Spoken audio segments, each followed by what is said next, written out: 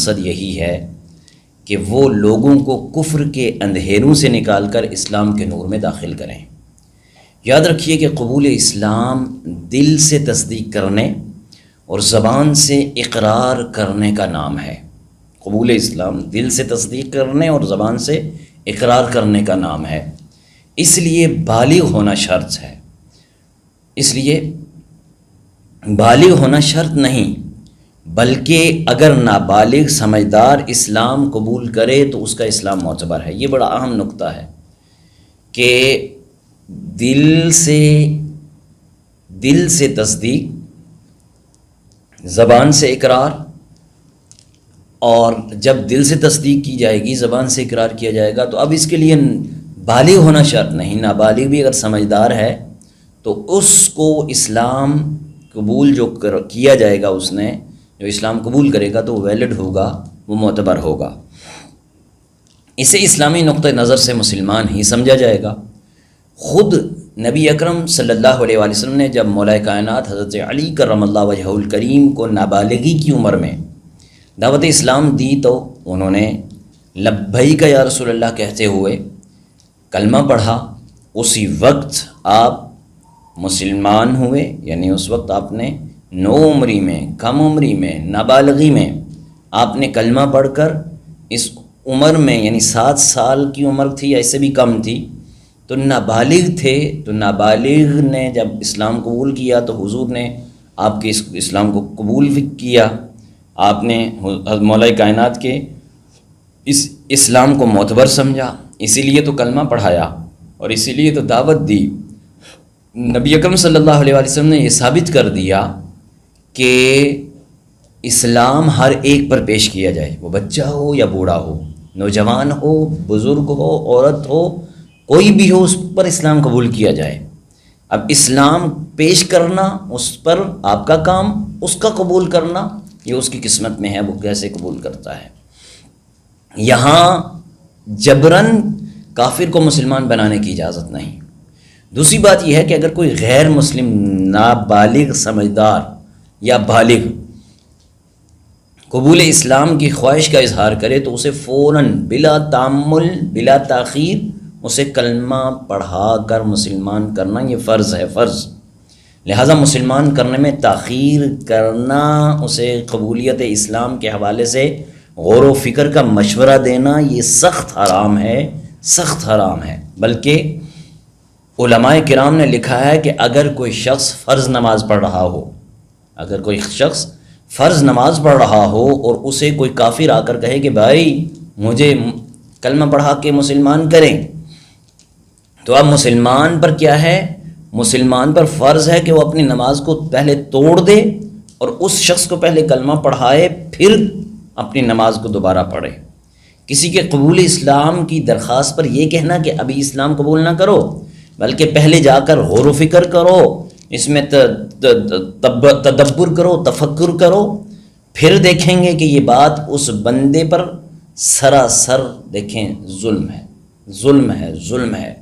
کیونکہ اگر وہ اسی وقفے کے زمانے میں جو آپ نے اس کو دیا ہے نا، جا کر ادیان کا مطالعہ کریں، دین کا مطالعہ کریں، اسی دوران اگر وہ مر جاتا ہے تو وہ کافر مرا، اور اس کے کفر پر مرنے کا ذمہ دار یہی تاخیر کروانے والا ہے، یہ جج ہے، یہ اسمبلی میں جو قانون پاس کرنے والا ہے یہ ہے۔ اس کی تاخیر میں جو تاخیر اس کی ہے نا، اس کے کفر پر مرنے کی تاخیر پر، وہ کفر پر یہ بھی راضی ہو گیا، اسی لیے تو اس نے اس کو مطالعے کا، اسٹڈی کا ٹائم دیا۔ وہ پہلے اسٹڈی نہ کی، پہلے وہ متاثر نہیں ہوا کہ اس نے یہ اسلام قبول کرنے کے لیے کہا، تو اس لیے کہا کہ اب یہ ذمہ دار ہوگا یہ شخص بھی جس نے اس کو مشورہ دیا کہ ابھی آپ تاخیر کریں، نیز یہ تاخیر کرانے والا گویا اسے یہ کہہ رہا ہے کہ تم ابھی کافر ہی رہو، بتوں کی کو پوجتے ہی رہو، شرک کرتے رہو، معاذ اللہ ثم معاذ اللہ۔ کیا یہ تاخیر کرانے والا اتنی دیر اس شخص کے کفر پر راضی نہیں ہوا، رضامند نہیں ہے؟ یاد رکھیے کہ کسی کے کفر پر راضی رہنا بھی اس کے برابر کے جرم میں شریک ہے۔ وہ اگر کفر کرے گا، وہ شرک کرے گا، وہ بتوں کی پوجا کرے گا، تو جتنا گناہ اسے ہوگا اتنا ہی گناہ تجھے بھی ہوگا جو تاخیر کروانے کا مشورہ دے رہا ہے۔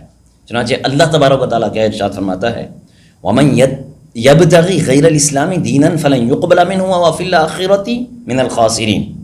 اور جو کوئی اسلام کے علاوہ کوئی اور دین چاہے گا تو وہ اس سے ہرگز قبول نہ کیا جائے گا، اور وہ آخرت میں نقصان اٹھانے والوں میں ہوگا۔ یہ سورہ آل عمران آیت نمبر 85 پارہ 3 ہے۔ مسلم شریف کی حدیث مبارکہ اما عائشہ صدیقہ طیبہ طاہرہ مفتی عفیفہ رضی اللہ تعالیٰ عنہ سے مروی ہے، آپ کہتی ہیں کہ میں نے عرض کی، اے اللہ کے رسول صلی اللہ علیہ وسلم، ابن جدعان زمانے جاہلیت میں صلہ رحمی کرنے والا تھا، مسکینوں کی مدد کرنے والا تھا، کھانا کھلانے والا تھا، پانی پلانے والا تھا، کیا یہ امور اسے نفع دیں گے؟ اما عائشہ صدیقہ طیبہ طاہرہ حضور سے پوچھتی ہیں کہ وہ جو ابن جدعان تھا، یہ زمانے جاہلیت میں، کیونکہ وہ کفر پہ نہیں مرا تھا، لیکن وہ یہ کام کرتا تھا، یعنی وہ پانی بھی پلاتا تھا، مسکینوں کی مدد بھی کرتا تھا، یتیموں پر رحم بھی کرتا تھا، صلہ رحمی کرتا تھا، تو کیا یہ چیزیں اسے فائدہ دیں گی؟ تو آپ صلی اللہ علیہ وسلم نے فرمایا، یہ چیزیں اسے نفع نہیں دیں گی۔ کیوں؟ اس نے اللہ تعالیٰ سے کبھی دعا نہیں کی تھی کہ پروردگار قیامت کے دن میری مغفرت فرما۔ اس کا مطلب کیا؟ یعنی اس نے اللہ پر ایمان ہی نہیں لایا تھا، تو جو ایمان نہیں لایا اسے یہ چیزیں فائدہ نہیں دیں گی۔ صحیح مسلم شریف کی جلد اول صفحہ نمبر 196 پر یہ حدیث مبارکہ موجود ہے۔ اس حدیث کے تحت امام شرف الدین نووی رحمۃ اللہ علیہ کیا لکھتے ہیں؟ قاضی عیاض رحمۃ اللہ علیہ نے فرمایا کہ اس بات پر اجماع منعقد ہے کہ کافروں کو ان کے عمل کسی طرح کا کوئی نفع نہیں دیں گے، نہ ہی جنتی نعمتوں کے ذریعے انہیں جزا دی جائے گی، اور نہ ہی کسی طرح کے عذاب میں کمی یا تخفیف کی جائے گی۔ ہاں، ان کے عذاب ان کے جرموں کے حساب سے کم زیادہ ہوں گے۔ چنانچہ اللہ تبارک و تعالیٰ، اچھا جو ایمان نہ لایا وہ ہمیشہ جہنم میں رہے گا، اس کے بارے میں کہاں سے ثابت ہے؟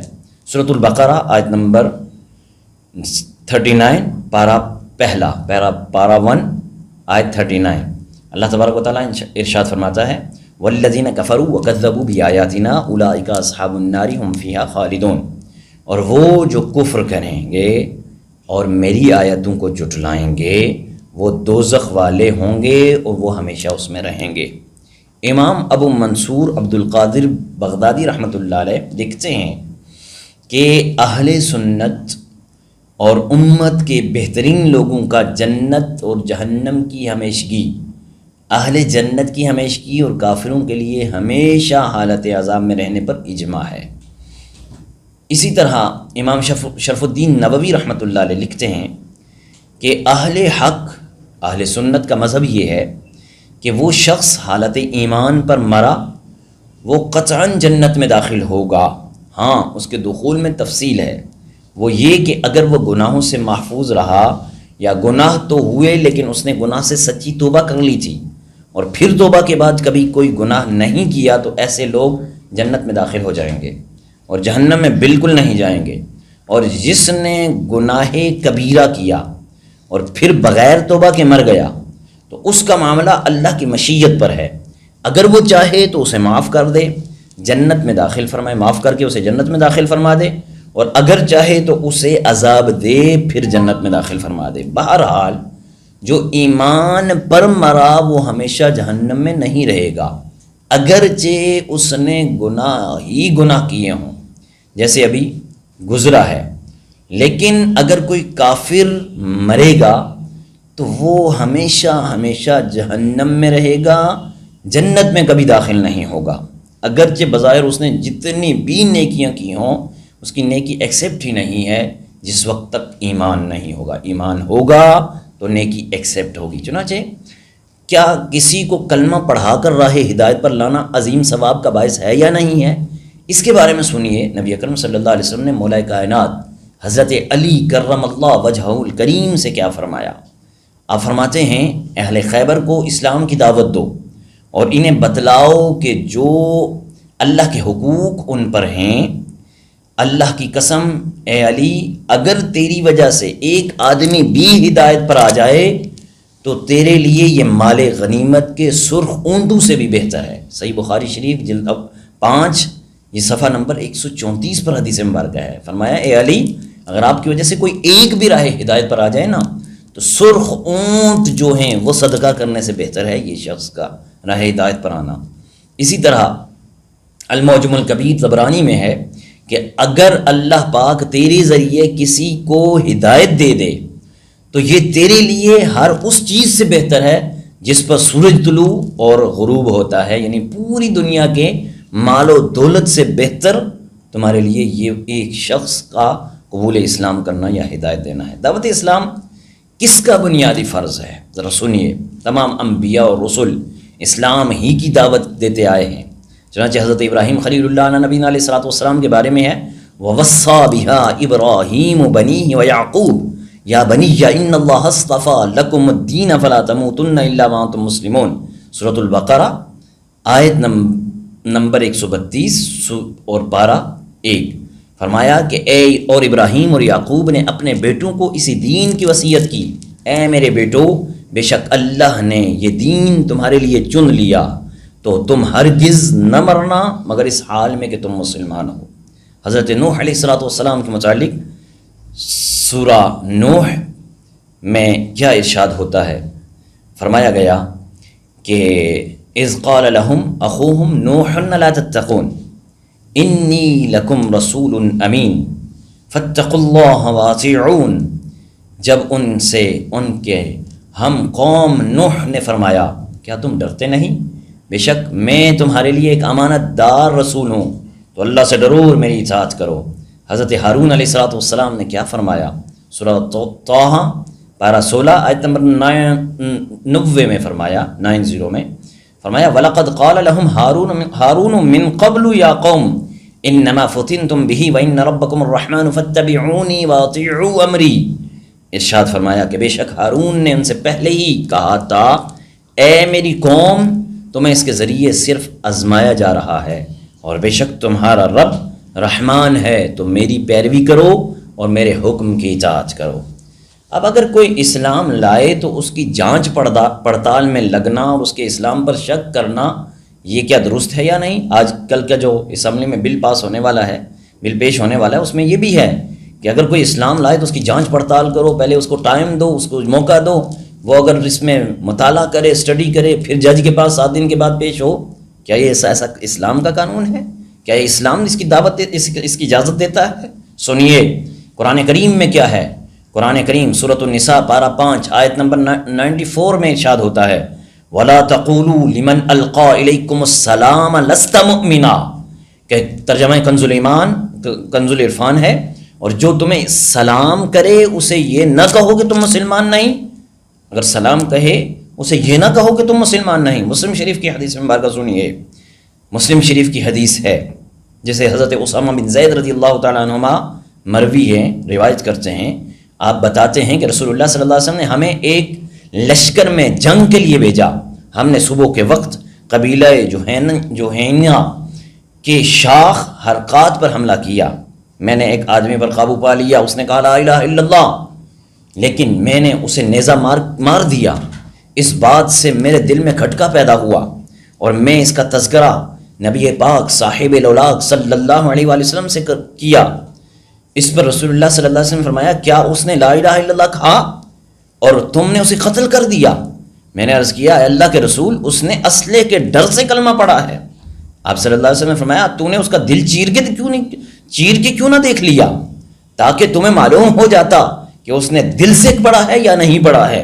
پھر آپ صلی اللہ علیہ وسلم میرے سامنے مسلسل یہ بات دہراتے رہے، یہاں تک کہ میں نے تمنا کی کہ کاش میں آج ہی اسلام لایا ہوتا، یعنی میں نے ایسا کام کیوں کیا، میں آج ہی کاش اسلام لایا ہوتا۔ اب یہاں ایک اور بل کے اندر ایک اور شک ہے کہ اگر نابالغ اسلام لائے تو اس کے اسلام معتبر نہیں ہوگا۔ کیا یہ بھی اسلام یہ قانون اسلام کے متعلق ہے؟ کیا یہ قانون اسلام کے برعکس نہیں ہے؟ سنیے، مشہور محدث علامہ ابن حجر عسقلانی رحمۃ اللہ علیہ اپنی کتاب میں یہ حدیث نقل کرتے ہیں کہ نبی کریم صلی اللہ علیہ وسلم نے حضرت مولا کائنات حضرت علی کرم اللہ وجہ الکریم کو دعوت اسلام دی، اس حال میں کہ آپ کی اس وقت عمر 7 سال یا اس سے بھی کم تھی۔ جب دعوت دی تو آپ نے اسلام قبول کر لیا۔ اب اگر کم سن کا اسلام قبول کرنا معتبر نہ ہوتا تو کیا حضرت علی کو، مولا کائنات کو، آقا کریم سرور کائنات صلی اللہ علیہ وسلم ان کو دعوت اسلام دیتے؟ پھر وہ قبول کرتے تو کیا ان کے اسلام معتبر سمجھا جاتا؟ ان کے اسلام معتبر ہے اسی لیے تو حضرت علی کو دعوت دی ہے، اسلام معتبر ہے اسی لیے تو حضرت علی نے قبول کیا ہے، اسلام معتبر ہے تو اسی لیے تو حضور نے حضرت علی کو اپنے سینے ساتھ لگایا ہے۔ تو یہ کون سی بات ہوئی؟ حضرت علی کا بچوں میں سب سے پہلے ایمان لانا ہمارے ہر چھوٹے بڑے کو معلوم ہے، لیکن اہل اسلام میں سے کوئی بھی یہ بات نہیں کہہ سکتا کہ معاذ اللہ معاذ اللہ معاذ اللہ ثم معاذ اللہ حضرت علی کا بچپن، نابالغی اور 15 یا 18 سال سے پہلے لایا ہوا ایمان معتبر نہیں، بلکہ ان کو دعوت دے کر مسلمان کرنا، جبرن مسلمان بنانا تھا۔ نعوذ باللہ من ذالک۔ یہ کون کہہ سکتا ہے؟ کوئی یوں سمجھ لے دائرہ اسلام سے خارجی شخص کا کہے گا، کوئی خارجی ہی کہے گا، کوئی مسلمان یہ بات نہیں کہہ سکتا۔ تو اس قانون میں جو یہاں پر لایا جا رہا ہے، اس میں کہا جا رہا ہے کہ نابالغ کا اسلام معتبر نہیں، یہ تمہارے باپ کا قانون ہے، یہ اللہ کے قانون کے ساتھ کھلواڑ ہو رہا ہے۔ اللہ اللہ اللہ اللہ اللہ اللہ